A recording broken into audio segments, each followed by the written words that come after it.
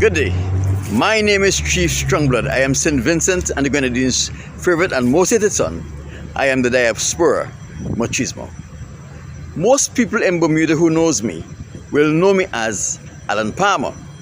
And those people in the policing circle will know me as Police Constable 2209 Palmer. In 2004, I was given the opportunity to come to Bermuda to continue my policing career, and I accepted that opportunity. By this time, I would have served in the St. Vincent and the Grenadines Police Force for 9 years and 11 months. The decision to leave one job and journey to a foreign country is a very big decision, and it was a decision that I made. I had to resign my job. I had to leave my children behind, other family members and close friends, and everything that I knew in order to continue my policing career in Bermuda. If things did not work out in Bermuda, I would have had to start all over again, because I was sure the St. Vincent and the Grenadines Police Force was not going to re-employ me, because they have been trying to get rid of me for quite a while, but they were unable to get rid of me. Not because I was dishonest, but because of my values and my integrity. As you continue to view this video, you will get to understand what I mean. I have been a very good police. I am a quick learner, and I practice integrity and fearlessness when I am policing. In my first week on the streets of Bermuda, I was instrumental in apprehending one who was considered Bermuda's most wanted criminal at the time. For that bit of work, I was given a commendation by the Bermuda Police Service. I was responsible for saving the life of a prisoner who attempted to commit suicide by hanging in the cells at the Hamilton police station. I was given a positive write-up for that effort. I was the first police officer in the Bermuda Police Service to take an impaired driving offense to court without medical records and winning that case.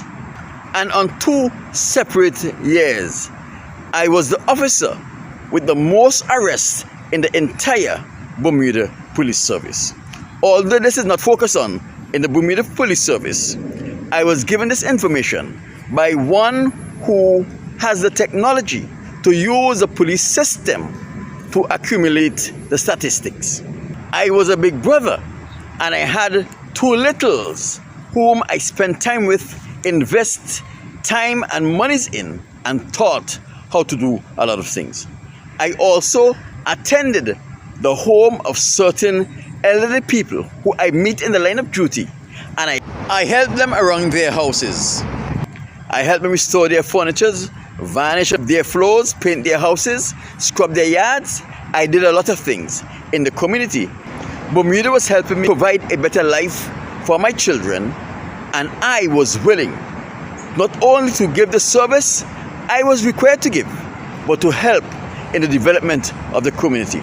I made it my business to become acquainted with the gang members that were affiliated to the Parkside gang, Jackie, Prince, and the others. I always go in their area and speak to them to see if there were any way I can help them change the course of the life they were now living.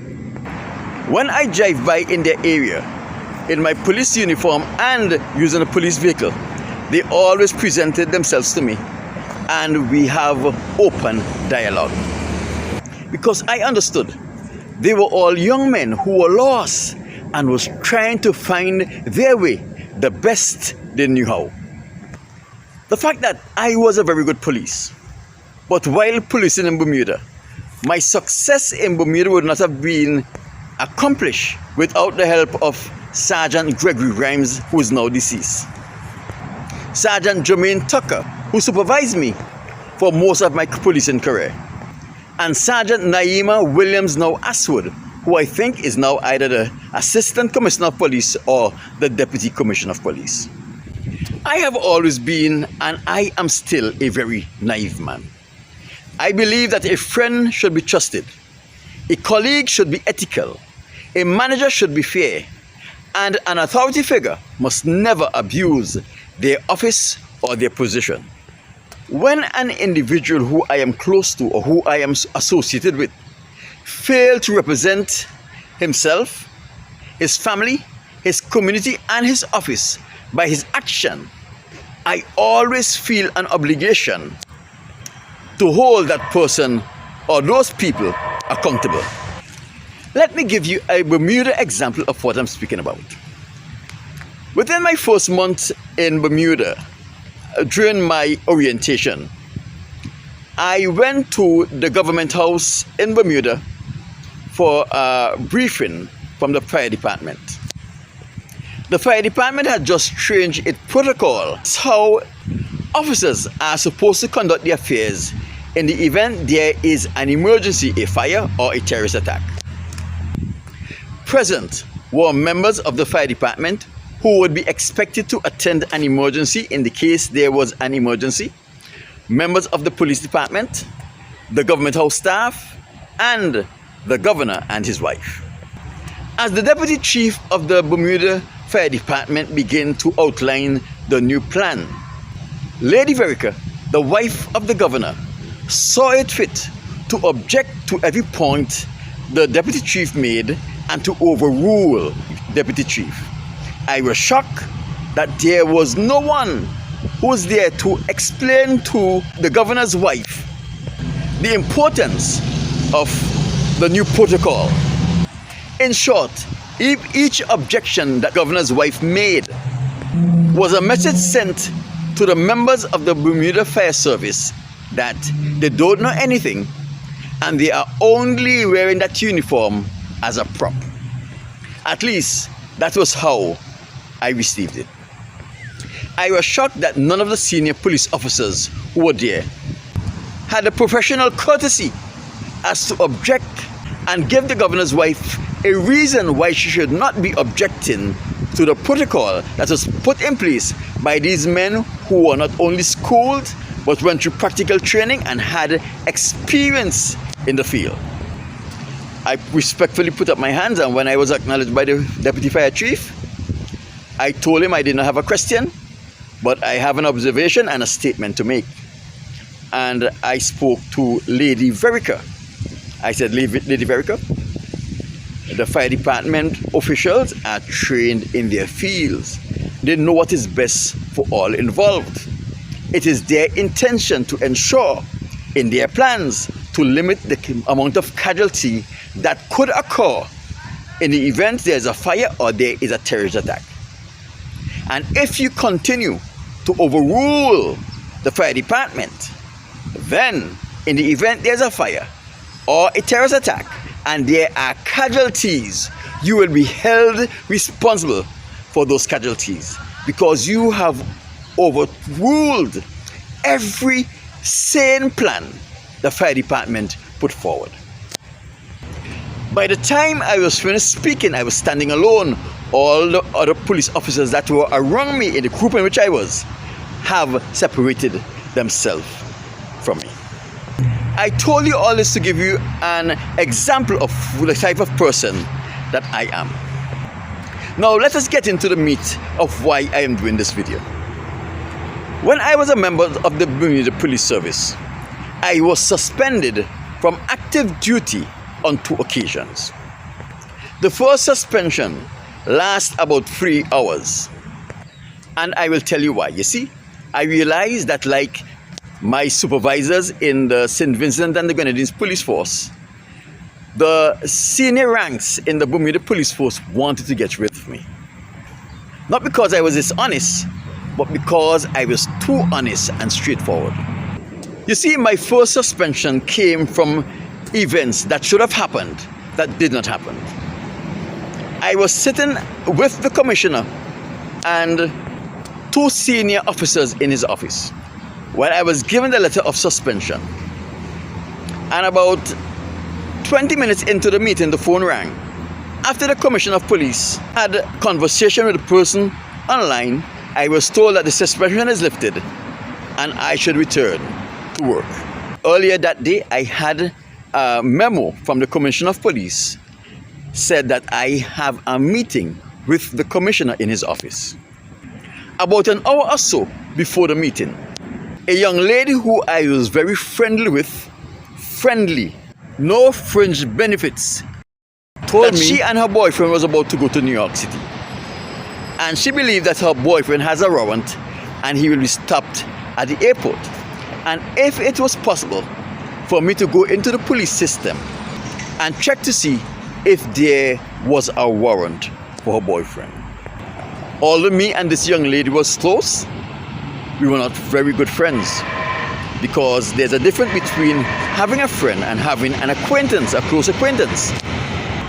So I told her there is a simple procedure where she can find out this, and it will cost her about $2.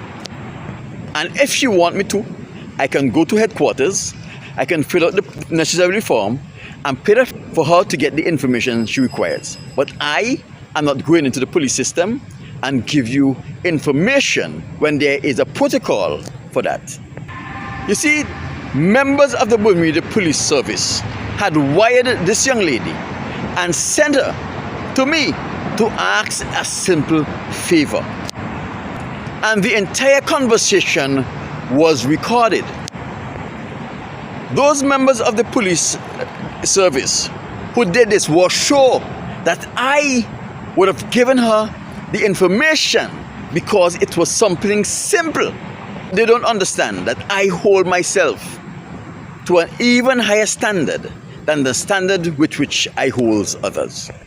So when those people who are responsible for reviewing the tape and those persons who were responsible for checking my footstep in the computer system realize that I did not make a promise or a commitment to this young lady to provide the necessary information that you were requiring, and I did not enter the Bermuda Police Service system for the purpose for which they have arranged.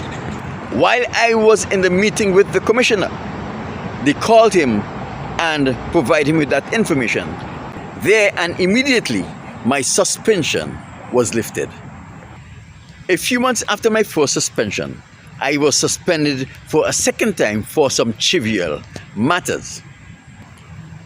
This is my reason for doing this video. I was a member of the Bermuda Police Service. I was suspended for trivial matters on 2 occasions. I had a suspension that ran for almost 3 or 4 months while I was in Bermuda doing nothing but I was receiving a pay. At no time was I paid a visit by any member of the Bermuda Police Service Welfare Association. That association that is set up to look out for the rights and welfare of the Bermuda Police Service members. I am a very strong man, but I was under tremendous stress. But I had no support from no one, neither from the Welfare Association who was there to look out for my welfare, or not even a colleague, even those people who I represented when they were in trouble in the Bermuda Police Service. Because those members of the Bermuda Police Service, those senior members, were assured that I have no supportive network in Bermuda, and the Police Welfare Association was not going to get involved in my business, in my affairs, as it relates to my relationship with the police management. They took advantage of me, and they were always violating my rights because they knew the Police Welfare Association was not going to get involved. One day I went to my rented apartment, and the entire rug on the floor was soaking wet. I don't know who did it or why they did it, but their objective was to make my life a living hell. And they succeeded, but they didn't break me. They only made me stronger. They only made me better. They only made me more resilient and more defiant. Before me, there was a Trinidadian police by the name of Perry de Freitas, who was also suspended and asked to resign his position. When this happened to Perry de Freitas, everyone treated him like he had leprosy. Everyone except for me. I went to Perry and I asked him, what have the Welfare Association did on his behalf? He said nothing. None of them have ever visited him. There were other members who were suspended and who had to resign. And when I asked them what did the Police Welfare Association did on their behalf, they said nothing. This was long before I got into trouble. There were members of the Bermuda Police Service from the Caribbean who was given internal charges. And I was selected by them to represent them in their internal charges. I went to the hearings and I represented them, and each person I represented, their cases were dismissed. I remember after I have finished representing a police officer by the name of Christine Mullins from Jamaica, one of my sergeants asked me, when I get in trouble, who is going to represent you? I tell him I can represent myself.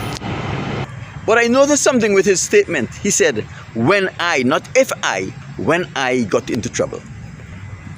My people, when all of these people got into trouble, the chairman of the Police Welfare Association was Carl Neblett.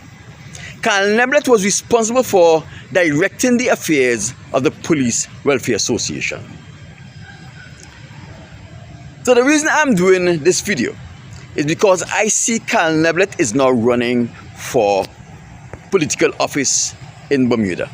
One of the reasons I am of the opinion Carl Neblett never looked out for my welfare when I was in trouble with the Bermuda Police Service, it was because my trouble came. I was speaking out against his countrymen, the members of the Bermuda Police Service who were from Barbados, who thought because of their numbers within the Bermuda Police Service had the right to determine who get overtime and who get extra duty and what type of extra duty they received.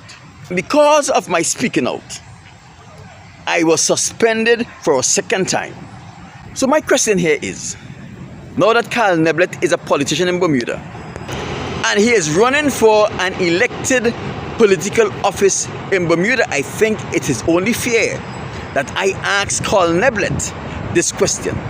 Carl, when you were the chairman of the Bermuda Police Service, which was for over 15 or so years, why is it you have never represented people like myself, Perry de Freitas, and other members of the Bermuda Police Service who were foreigners, who were guests in Bermuda, guests with the compliments of the Bermuda Police Service? Why didn't you see it fit to even come and offer us some encouraging words to try to alleviate the level of stress we were experiencing?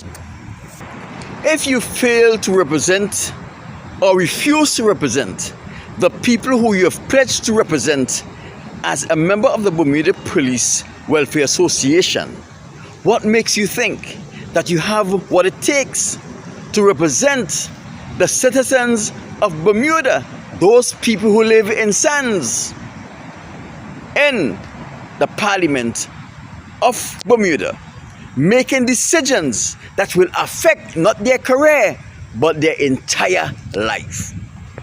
I believe that the quality of a man is put on display based on the way he handles the so-called difficult situation he's called to handle. Mr. Neblett, I wish you all the best in your political endeavors. And I hope that your neglect of duty as the Bermuda Police Service Welfare Association chairman is not evidence of a character trait that will be carried over in your political endeavors. My name is Chief Strongblood, also known as Alan Palmer, will be known in Bermuda police world as Constable 2209 Palmer. I am St. Vincent and the Grenadines' favorite and most hated son. I am still and will always be the diaspora machismo. Talk to you soon.